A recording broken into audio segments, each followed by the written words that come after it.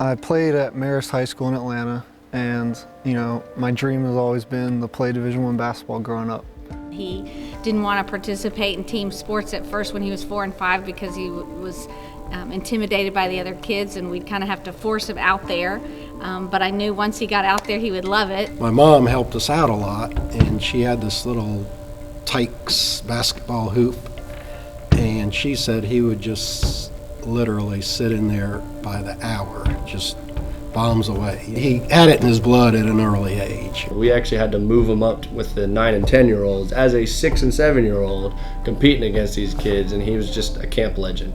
He's easily, in terms of the Marist summer camps, probably the best player to ever come through our camps. Unfortunately, going into my senior year of basketball, I felt something wasn't right, and I went in for a checkup, and the doctor said, yeah, that's probably a tumor. 2 days later, I go in for the scan, and they confirmed it was a growing tumor, and I was diagnosed with cancer. That same week, I ended up having surgery to remove it. They said, thank God I came in then, because if I had waited longer, it could have spread to my stomach, and who knows what. They said, there's a chance it comes back in the future, but you can do 1 round of chemotherapy right now to lessen that percentage a lot, or you could just not do chemotherapy at all and just hope it doesn't come back. But if it does, we have to do 3 rounds of chemotherapy. And that was a tough decision to make, but after talking with my family, I just decided to do the 1 round of chemotherapy right away, and just to have more peace of mind. I remember our first team practice, Bobby came in and told the guys. I remember a few of the younger guys who really, really looked up to him, sort of got teary-eyed. They were scared. But he promised the guys he would always be there for them. And that initial promise, in all honesty, sort of to us was he was going to be on the sidelines rooting us on. But that ended up not being the case. I lost like 15 pounds. I was weak. Didn't know if he was ever going to play basketball again. I was thinking, oh my gosh, what's he going to do if this is taken away from him? And he just went at it with the mindset, I'm coming back. Yeah, he kept asking the doctor, when can I play? When can I play? He said, you can play anytime you want. If you feel like it, you can play. It's not going to hurt you. So he did. He said he was at every practice, every game. He said, this is God's path. This happened for a reason. That season, he was very ill, but he played. I played through the chemo. I left the hospital at 5, went to my game at 7, and did what I could. I could only play minutes at a time because I didn't have any white blood cells, so I couldn't breathe very well. We were playing Grady High School. It was a very good high school. They were one of our region rivals. Being at Grady and seeing him fight through that night with his mom and dad in the stands, sort of almost frustrated because they didn't even know he was going to play. His mom standing up with her hands on her head like this, worried about him, checking himself out, throwing up and checking himself back in. That was special.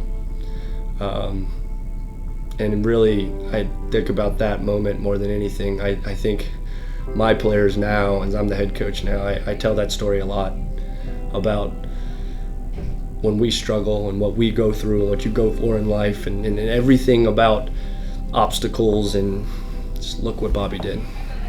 Look back at that night, look back at that season, and it really is something to be proud of. I'm very proud of him. I'm proud to say that I'm a part of his life and that I got to be one of his coaches.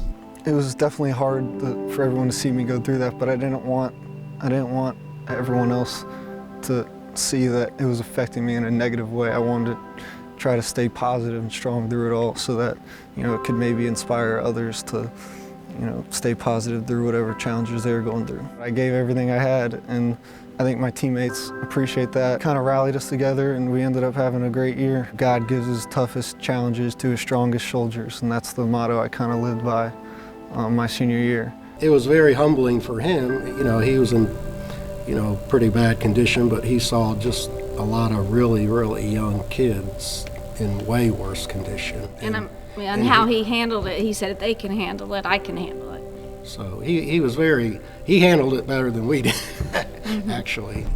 how positive he was amazing. I couldn't believe that he saw this as an opportunity to grow, which is something that really sounds weird to say, but he grew as a person because of it. And we thought we had lost our senior point guard, our team captain, our best player, but we didn't. And it was really amazing. It was absolutely amazing. When I went through the cancer, a family friend, Hubie Brown, former NBA coach, he actually set up for me to go out, fly out to LA. It was when Steve Nash was on the Lakers, and meet Steve Nash. We got there and he got to go practice with them, the day before. He got to meet all the players, and then of course he got to go to the game, and they sat us right front court, and Bobby was just beside himself. He didn't know he just couldn't believe it. He could not believe he was sitting there. And Steve Nash talked to him the whole game. Bobby, watch this. Bobby, what do you think I should do with this? Bobby, asking him questions and showing him things, and it was very, very special. Turned out to be Steve Nash's last game in the NBA. He broke the assist record that game, gave me his game-worn shoes after the game.